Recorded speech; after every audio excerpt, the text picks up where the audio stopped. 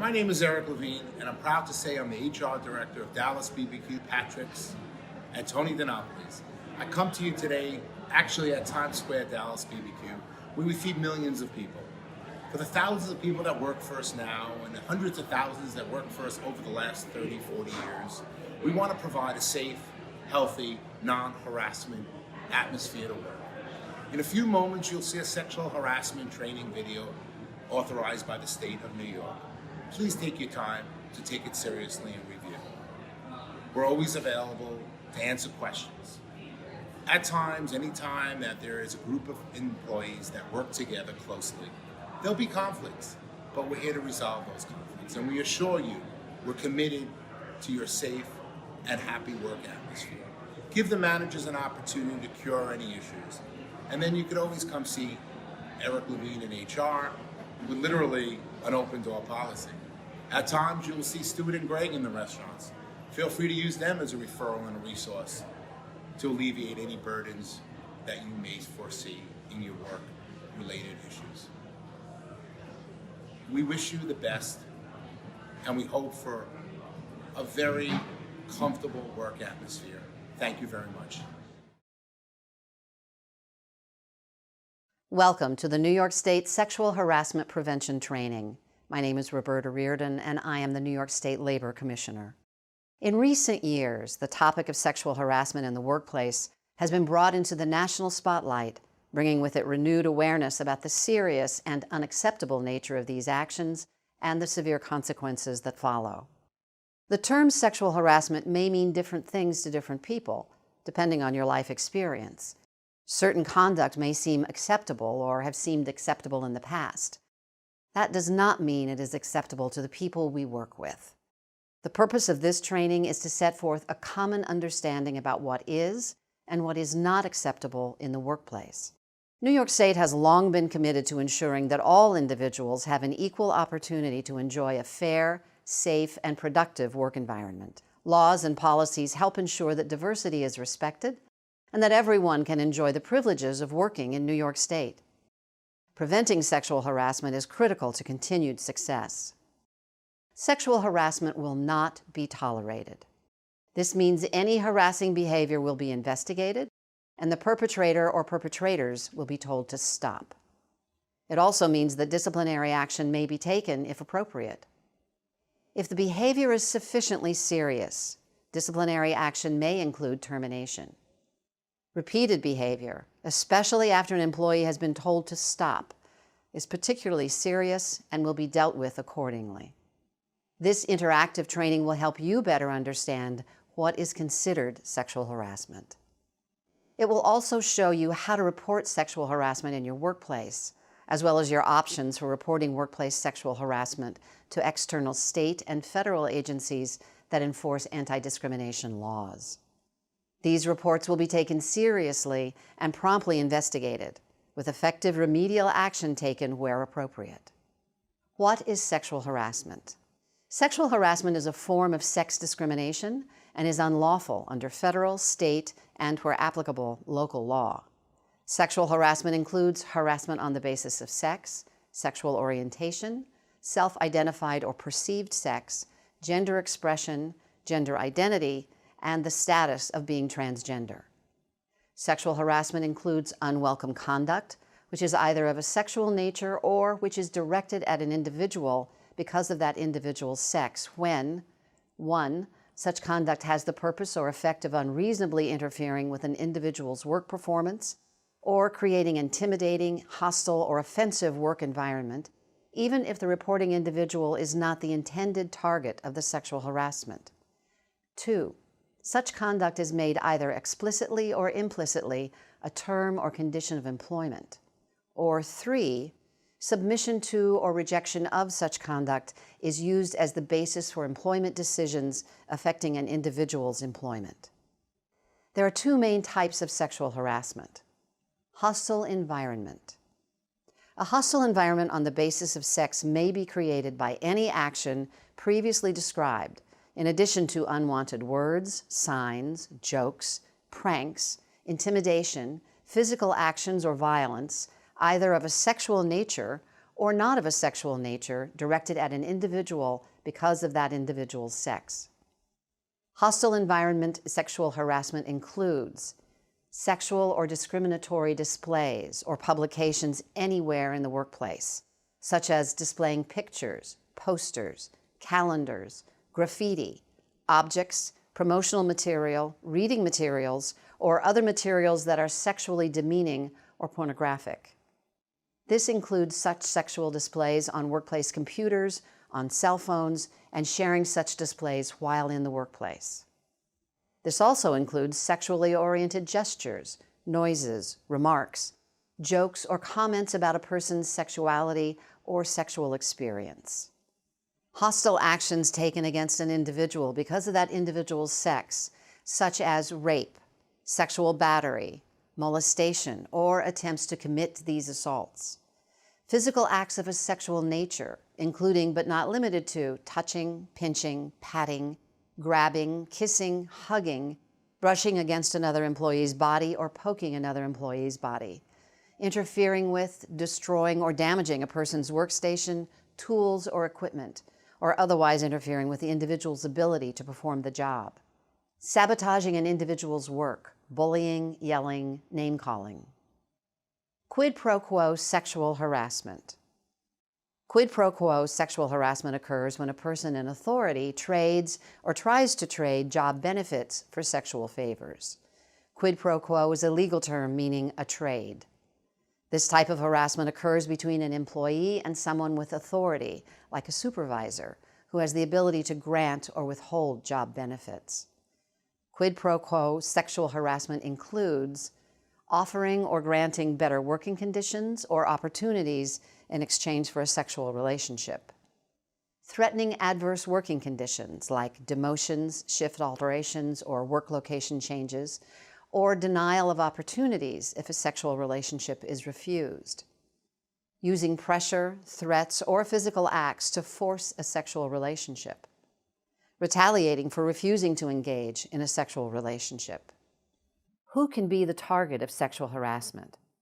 Sexual harassment can occur between any individuals, regardless of their sex or gender. New York law protects employees, paid or unpaid interns, and non-employees, including independent contractors, and those employed by companies contracting to provide services in the workplace. Who can be the perpetrator of sexual harassment? The perpetrator of sexual harassment can be anyone in the workplace.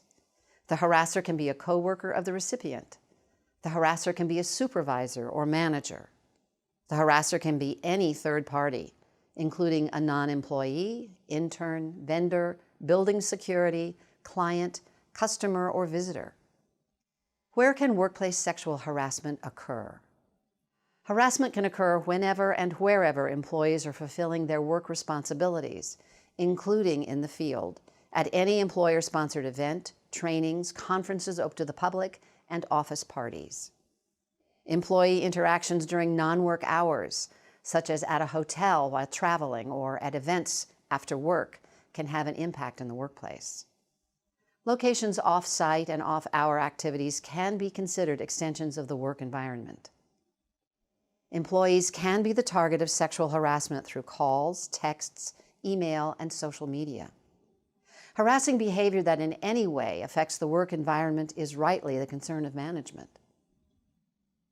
Sex stereotyping occurs when conduct or personality traits are considered inappropriate simply because they may not conform to other people's ideas or perceptions about how individuals of either sex should act or look. Harassing a person because that person does not conform to gender stereotypes as to appropriate looks, speech, personality, or lifestyle is sexual harassment. Harassment because someone is performing a job that is usually performed or was performed in the past, mostly by persons of a different sex, is sex discrimination. Retaliation. Any employee who has engaged in protected activity is protected by law from being retaliated against because of that protected activity. Protected activities with regard to harassment include making a complaint to a supervisor, manager, or another person designated by your employer to receive complaints about harassment. making a report of suspected harassment even if you are not the target of the harassment, filing a formal complaint about harassment, opposing discrimination, assisting another employee who's complaining of harassment, providing information during a workplace investigation of harassment, or testifying in connection with a complaint of harassment filed with a government agency or in court. What is retaliation? Retaliation is any action taken to alter an employee's terms and conditions of employment, such as a demotion or harmful work schedule or location change, because that individual engaged in any of the protected activities mentioned in this training. Such individuals should expect to be free from any negative actions by supervisors, managers, or the employer motivated by these protected activities. Retaliation can be any such adverse action taken by the employer against the employee that could have the effect of discouraging a reasonable worker from making a complaint about harassment or discrimination. The negative action need not be job-related or occur in the workplace, and may occur after the end of employment, such as an unwarranted negative reference. What is not retaliation? A negative employment action is not retaliatory merely because it occurs after the employee engages in protected activity. Employees continue to be subject to all job requirements and disciplinary rules after having engaged in such activity. The supervisor's responsibility. Supervisors and managers are held to a high standard of behavior. This is because they are placed in a position of authority by the employer and must not abuse that authority. Their actions can create liability for the employer without the employer having any opportunity to correct the harassment. They are required to report any harassment that is reported to them or which they observe.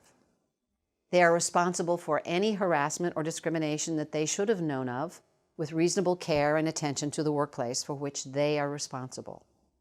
They are expected to model appropriate workplace behavior. Mandatory reporting. Supervisors must report any harassment that they observe or know of, even if no one is objecting to the harassment. If a supervisor or manager receives a report of harassment or is otherwise aware of harassment, it must be promptly reported to the employer, without exception, even if the supervisor or manager thinks the conduct is trivial, even if the harassed individual asks that it not be reported. Supervisors and managers will be subject to discipline for failing to report suspected sexual harassment or otherwise knowingly allowing sexual harassment to continue. Supervisors and managers will also be subject to discipline for engaging in any retaliation. We cannot stop harassment in the workplace unless management knows about the harassment. It is everyone's responsibility. You are encouraged to report harassment to a supervisor, manager, or another person designated by your employer to receive complaints, as outlined in your employer's sexual harassment prevention policy, so the employer can take action. Behavior does not need to be a violation of law in order to be in violation of the policy. Your employer will provide you with a complaint form to report harassment and file complaints. But if you're more comfortable reporting verbally or in another manner, your employer is still required to follow the sexual harassment prevention policy by investigating the claims. If you believe that you have been subjected to sexual harassment, you are encouraged to complete the complaint form and submit it to your employer as outlined in your employer's sexual harassment prevention policy. You may also make reports verbally. Once you submit this form or otherwise report harassment, your organization must follow its sexual harassment prevention policy and investigate any claims. You should report any behavior you experience or know about that is inappropriate, as described in this training, without worrying about whether or not it is unlawful harassment. Individuals who report or experience harassment should cooperate with management so a full and fair investigation can be conducted and any necessary corrective action can be taken. If you report harassment to a manager or supervisor and receive an inappropriate response, such as being told to just ignore it, you may take your complaint to the next level as outlined in your employer's policy under legal protections and external remedies. Finally, if you are not sure you want to pursue a complaint at the time of potential harassment, document the incident to ensure it stays fresh in your mind. What should I do if I witness sexual harassment? Anyone who witnesses or becomes aware of potential instances of sexual harassment should report it to a supervisor, manager, or designee. It can be uncomfortable and scary, but it is important to tell coworkers that's not okay when you are uncomfortable about harassment happening in front of you. It is unlawful for an employer to retaliate against you for reporting suspected sexual harassment or assisting in any investigation. Investigation and corrective action. Anyone who engages in sexual harassment or retaliation will be subject to remedial and/or disciplinary action up to and including termination. Your employer will investigate all reports of harassment, whether information was reported in verbal or written form. An investigation of any complaint should be commenced immediately and completed as soon as possible. The investigation will be kept confidential to the extent possible. Any employee may be required to cooperate as needed in an investigation of suspected sexual harassment. It is illegal for employees who participate in any investigation to be retaliated against. Your employer also has a duty to take appropriate steps to ensure that harassment will not occur in the future. Your employer will conduct an immediate review of the allegations and take any interim actions as appropriate. Relevant documents, emails, or phone records will be requested, preserved, and obtained. Interviews will be conducted with parties involved and witnesses. The investigation will be documented as outlined in the sexual harassment policy. The individual who complained and the individuals accused of sexual harassment are notified of final determination and that appropriate administrative action has been taken. In addition to what we've already outlined, employees may also choose to pursue outside legal remedies. New York State Division of Human Rights, DHR. A complaint alleging violation of the human rights law may be filed either with DHR or in New York State Supreme Court. Complaints may be filed with DHR at any time within 1 year of the alleged sexual harassment. You do not need to have an attorney to file. If an individual did not file at DHR, they can sue directly in state court under the human rights law within 3 years of the alleged sexual harassment. An individual may not file with DHR if they have already filed a human rights law complaint in state court. For more information, visit www.dhr.ny.gov. United States Equal Employment Opportunity Commission, EEOC. An individual can file a complaint with the EEOC anytime within 300 days from the alleged sexual harassment. You do not need to have an attorney to file. A complaint must be filed with the EEOC before you can file in federal court. For more information, visit www.eeoc.gov. If an individual files an administrative complaint with DHR, DHR will automatically file the complaint with the EEOC to preserve the right to proceed in federal court. Local protections. Many localities enforce laws protecting individuals from sexual harassment and discrimination. You should contact the county, city, or town in which you live to find out if such a law exists. Harassment may constitute a crime if it involves things like physical touching, coerced physical confinement, or coerced sex acts. You should also contact the local police department. Other types of workplace harassment. Workplace harassment can be based on other things and is not just about gender or inappropriate sexual behavior in the workplace. Any harassment or discrimination based on a protected characteristic is prohibited in the workplace and may lead to disciplinary action against the perpetrator. Protected characteristics include age, race, creed, color, national origin, sexual orientation, military status, sex, disability, marital status, domestic violence victim status, gender identity, and criminal history. Much of the information presented in this training applies to all types of workplace harassment. After this training, all employees should understand what we have discussed, including how to recognize harassment as inappropriate workplace behavior, the nature of sexual harassment, that harassment because of any protected characteristic is prohibited, the reasons why workplace harassment is employment discrimination, that all harassment should be reported, that supervisors and managers have a special responsibility to report harassment. With this knowledge, all employees can achieve appropriate workplace behavior, avoid disciplinary action, know their rights, and feel secure that they are entitled to and can work in an atmosphere of respect for all people. Your employer will let you know where to find your complaint form. For additional information, visit ny.gov/programs/combating-sexual-harassment-workplace. Sexual harassment case studies. Let's take a look at a few scenarios that help explain the kind of behaviors that can constitute sexual harassment. These examples describe inappropriate behavior in the workplace that will be dealt with by corrective action, including disciplinary action. Remember, it is up to all employees to report inappropriate behavior in the workplace. Example 1, not taking no for an answer. Lee Yan's coworker Ralph has just been through a divorce. He drops comments on a few occasions that he's lonely and needs to find a new girlfriend. Lee Yan and Ralph have been friendly in the past and have had lunch together in local restaurants on many occasions. Ralph asks Lee Yan to go on a date with him, dinner and a movie. Lee Yan likes Ralph and agrees to go out with him. She enjoys her date with Ralph, but decides that a relationship is not a good idea. She thanks Ralph for a nice time, but explains that she does not want to have a relationship with him. Ralph waits 2 weeks and then starts pressuring Lee Yan for more dates. She refuses, but Ralph does not stop. He keeps asking her to go out with him. Question 1. When Ralph first asked Lee Yan for a date, this was sexual harassment. True or false? False.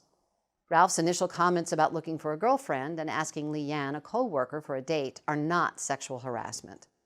Even if Lee Yan had turned Ralph down for the first date, Ralph had done nothing wrong by asking for a date and by making occasional comments that are not sexually explicit about his personal life. Question 2. Lee Yan cannot complain of sexual harassment because she went on a date with Ralph. True or false? False. Being friendly, going on a date, or even having a prior relationship with a coworker does not mean that a coworker has a right to behave as Ralph did toward Lee Yan. She has to continue working with Ralph, and he must respect her wishes and not engage in behavior that has now become inappropriate for the workplace. Lee Yan complains to her supervisor, and the supervisor, as required, reports her complaint to the person designated by her employer to receive complaints. Ralph is questioned about his behavior, and he apologizes. He is instructed by the designated person to stop. Ralph stops for a while, but then starts leaving little gifts for Lee Yan on her desk with accompanying love notes. The love notes are not overtly offensive, but Ralph's behavior is starting to make Lee Yan nervous, as she is afraid he may start stalking her. Question 3.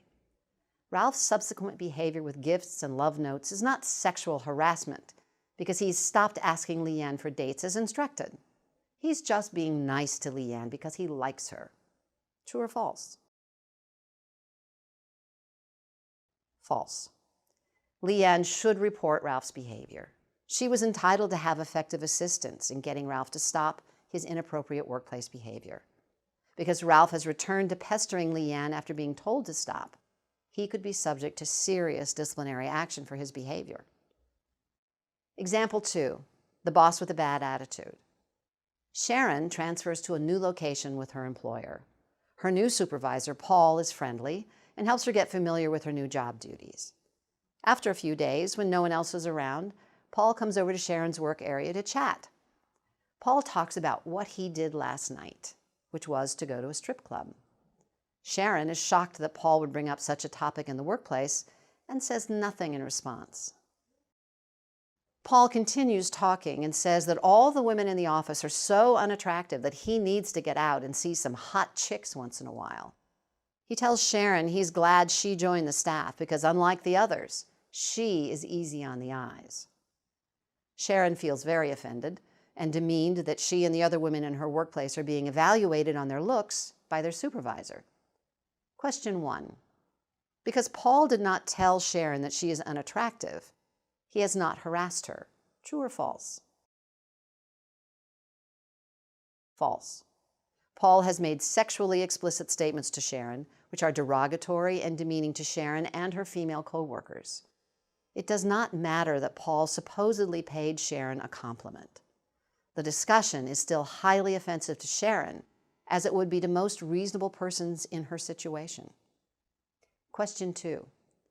By bringing up his visit to the strip club, Paul is engaging in inappropriate workplace behavior. True or false? True. Simply bringing up the visit to the strip club is inappropriate in the workplace, especially by a supervisor, and it would be appropriate for Sharon to report this conduct. A one-time comment about going to a strip club is behavior that Paul would be told to stop, even though it probably would not rise to the level of unlawful harassment, unless it was repeated on multiple occasions. Question 3. Paul should be instructed to stop making these types of comments, but this is not a serious matter. True or false? False. Paul's comments about the female employees are a serious matter and show his contempt for women in the workplace. Paul is required to model appropriate behavior and must not exhibit contempt for employees on the basis of sex or any protected characteristic. Sharon should not have to continue to work for someone she knows harbors such contempt for women, nor should the other employees have to work for such a supervisor. Management should be aware of this, even if the other employees are not, and Paul should be disciplined and most likely removed from his current position. Example 3. No job for a woman. Carla works as a licensed heavy equipment operator. Some of her male co-workers think it's fun to tease her. Carla often hears comments like, "Watch out, here she comes, that crazy woman driver," in a joking manner. Also, someone keeps putting a handmade sign on the only porta potty at the worksite that says, "Men only." Question 1.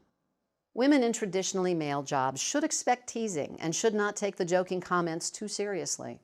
True or false? False. Whether Carla is being harassed depends in part on Carla's opinion of the situation. That is, whether she finds the behavior offensive. However, if at any point Carla does feel harassed, she is entitled to complain of the behavior and have it stopped, regardless of whether and for how long she has endured the behavior without complaint. Carla can always say when enough is enough. Question 2. Carla cannot complain because the site supervisor sometimes joins in with the joking behavior, so she has nowhere to go. True or false? False. Carla can still complain to the supervisor, who is then on notice that behavior bothers Carla and must be stopped. The supervisor's failure to take Carla's complaint seriously constitutes serious misconduct on his or her part. Carla can also complain directly to the person designated by her employer to receive complaints, either instead of going to the supervisor or after doing so. The employer is responsible for ensuring that all employees are aware of its anti-harassment policies and procedures. Some of Carla's other co-workers are strongly opposed to her presence in the traditionally all-male profession. These co-workers have sometimes said things to her like, "You're taking a job away from a man who deserves it. You should be home with your kids. And what kind of a mother are you?" Also, someone scratched the word bitch on Carla's toolbox. Question 3. These behaviors, while rude, are not sexual harassment because they are not sexual in nature. True or false? Behaviors are directed at her because she is a woman and appear to be intended to intimidate her and cause her to quit her job. While not sexual in nature, this harassment is because of her sex and will create a hostile work environment if it is sufficiently severe or frequent. Carla complains about the jokes and other behaviors. An investigation is conducted. It cannot be determined who defaced Carla's toolbox. Her co-workers are told to stop their behavior or face disciplinary charges. The supervisor speaks with Carla and tells her to come to him immediately if she has any further problems. Carla then finds that someone has urinated in her toolbox. Question 4. There is nothing Carla can do because she can't prove who vandalized her toolbox. True or false? False. Carla should speak to her supervisor immediately or contact any other person designated by her employer to receive complaints directly. Although the situation has become very difficult, it is the employer's responsibility to support Carla and seek a solution. An appropriate investigation must be promptly undertaken, and appropriate remedial action must follow. Example 4, too close for comfort. Keisha has noticed that her new boss, Sarah, leans extremely close to her when they are going over the reports that she prepares. She touches her hand or shoulder frequently as they discuss work. Keisha tries to move away from her in these situations, but she doesn't seem to get the message. Question 1. Keisha should just ignore Sarah's behavior. True or false? False. If Keisha is uncomfortable with Sarah's behavior, she has options. If she feels comfortable doing so, she should tell Sarah to please back off because her closeness and touching make her uncomfortable. Another option is to complain directly to a person designated by her employer to receive complaints, who will speak with Sarah. Although this may not be sufficiently severe or pervasive to create an unlawful harassment situation, unless it was repeated by Sarah after she's been told to stop, there is no reason for Keisha to be uncomfortable in the workplace. There is no valid reason for Sarah to engage in this behavior. Before Keisha gets around to complaining, Sarah brushes up against her back in the conference room before a meeting. She is now getting really annoyed, but still puts off doing anything about it. Later, Sarah traps Keisha in her office after they finish discussing work by standing between her and the door of the small office. Keisha doesn't know what to do, so she moves past her to get out. As she does so, Sarah runs her hand over Keisha's breast. Question 2. Sarah's brushing up against Keisha in the conference room could just be inadvertent and does not give Keisha any additional grounds to complain about Sarah. True or false? False. Sarah is now engaging in a pattern of escalating behavior. Given the pattern of her too close and touching behavior, it is unlikely that this was inadvertent. Even before being trapped in Sarah's office, Keisha should have reported all of the behaviors she had experienced that had made her uncomfortable. Question 3. Sarah touching Keisha's breast is inappropriate, but is probably not unlawful harassment because it only happened once. True or false? False. Any type of sexual touching is very serious and does not need to be repeated to constitute sexual harassment. Keisha should immediately report it without waiting for it to be repeated. Sarah can expect to receive formal discipline, including possible firing. Example 5, a distasteful trade. The following scenario will explain many aspects of quid pro quo sexual harassment. Tatiana is hoping for a promotion to a position that she knows will become vacant soon. She knows that her boss, David, will be involved in deciding who will be promoted. She tells David that she will be applying for the position and that she's very interested in receiving the promotion. David says, "We'll see." There will be a lot of others interested in the position. A week later, Tatiana and David travel together on business, including an overnight hotel stay. Over dinner, David tells Tatiana that he hopes he will be able to promote her because he has always really enjoyed working with her. He tells her that some other candidates look better on paper, but that she is the one he wants. He tells her that he can pull some strings to get her into the job, and Tatiana thanks David. Later, David suggests that they go to his hotel room for drinks and some relaxation. Tatiana declines his offer. Question 1. David's behavior could be harassment of Tatiana. True or false? True. David's behavior as Tatiana's boss is inappropriate, and Tatiana should feel free to report the behavior if it made her uncomfortable. It is irrelevant that this behavior occurs away from the workplace. Their relationship is that of supervisor and supervisee, and all their interactions will tend to impact the workplace. David's behavior at this point may or may not constitute quid pro quo harassment.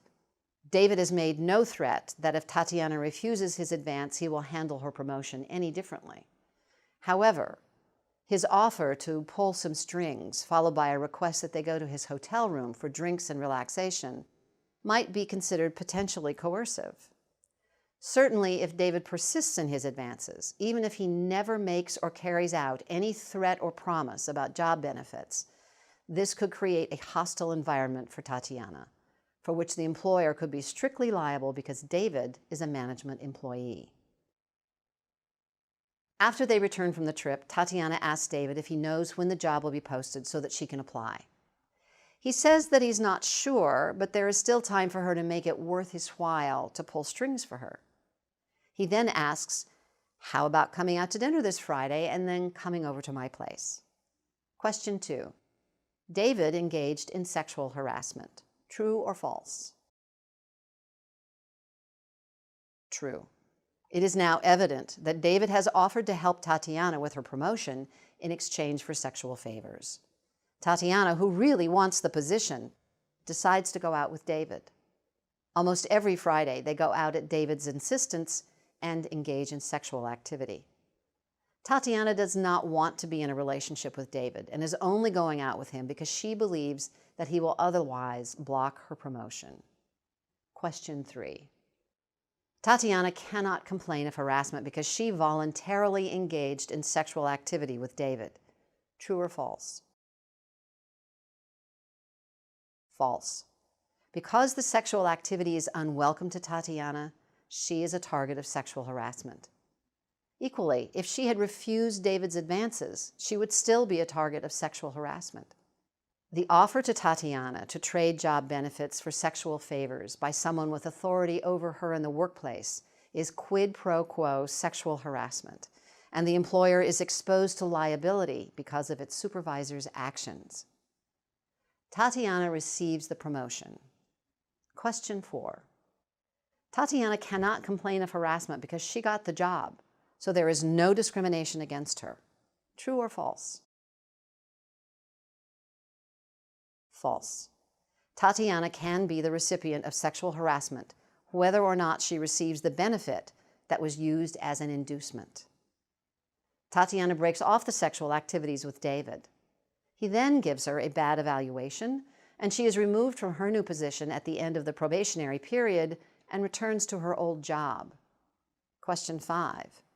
It is now too late for Tatiana to complain. Losing a place of favor due to the breakup of the voluntary relationship does not create a claim for sexual harassment. True or false? False. It is true that the breakup of a relationship, if truly consensual and welcomed at the time, usually does not create a claim for sexual harassment. However, the relationship in this case was never welcomed by Tatiana. David's behavior has at all times been inappropriate and a serious violation of the employer's policy. As the person who abused the power and authority of a management position, David has engaged in sexual harassment. Example 6. An issue about appearances. Leonard works as a clerk typist for a large employer. He likes to wear jewelry, and his attire frequently includes earrings and necklaces. His boss, Margaret, thinks it's weird that, as a man, Leonard wears jewelry and wants to be a clerical worker. She frequently makes sarcastic comments to him about his appearance and refers to him jokingly as her office boy. Leonard, who hopes to develop his career in the area of customer relations, applies for an open promotional position that would involve working in a front desk area where he would interact with the public. Margaret tells Leonard that if he wants that job, he had better look more normal, or else wait for a promotion to mailroom supervisor. Question 1. Leonard's boss is correct to tell him wearing jewelry is inappropriate for customer service positions. True or false? False. Leonard's jewelry is only an issue because Margaret considers it unusual for a man to wear such jewelry. Therefore, her comments to Leonard constitute sex stereotyping. Margaret also is suspicious that Leonard is gay, which she says she doesn't mind, but she thinks Leonard is secretive. She starts asking him questions about his private life, such as, are you married? Do you have a partner? Do you have kids? Leonard tries to respond politely, no, to all her questions, but is becoming annoyed. Margaret starts gossiping with Leonard's coworkers about his supposed sexual orientation. Question 2. Leonard is the recipient of harassment on the basis of sex and sexual orientation. True or false? True. Leonard is harassed on the basis of sex because he is being harassed for failure to adhere to Margaret's sex stereotypes. Leonard is also harassed on the basis of his perceived sexual orientation. It does not matter whether or not Leonard is a gay man in order for him to have a claim for sexual orientation harassment. Leonard might also be considered a target of harassment on the basis of gender identity, which is a form of sex and/or disability discrimination prohibited by the human rights law. Leonard should report Margaret's conduct, which is clearly a violation of the sexual harassment policy, to a person designated by his employer to receive complaints, i.e. his employer's designee. Leonard decides that he is not going to get a fair chance at the promotion under these circumstances, and he complains to the employer's designee about Margaret's behavior. The designee does an investigation and tells Margaret that Leonard's jewelry is not in violation of any workplace rule, that she is to consider him for the position without regard for his gender, and that she must stop making harassment comments, asking Leonard intrusive questions, and gossiping about his personal life. Margaret stops her comments, questions, and gossiping, but she then recommends a woman be promoted to the open position. The woman promoted has much less experience than Leonard and lacks his 2-year degree in customer relations from a community college. Question 3. Leonard has likely been the target of discrimination on the basis of sex, sexual orientation, and/or retaliation. True or false? True. We don't know Margaret's reason for not recommending Leonard for the promotion, but it's not looking good for Margaret. It appears that she is either biased against Leonard for the same reasons she harassed him, or she is retaliating because he complained, or both. Leonard should speak further with the employer's designee, and the circumstances of the promotion should be investigated. If it is found that Margaret had abused her supervisory authority by failing to fairly consider Leonard for the promotion, she should be subject to disciplinary action. This scenario shows that sometimes more severe action is needed in response to harassment complaints in order to prevent discrimination in the future.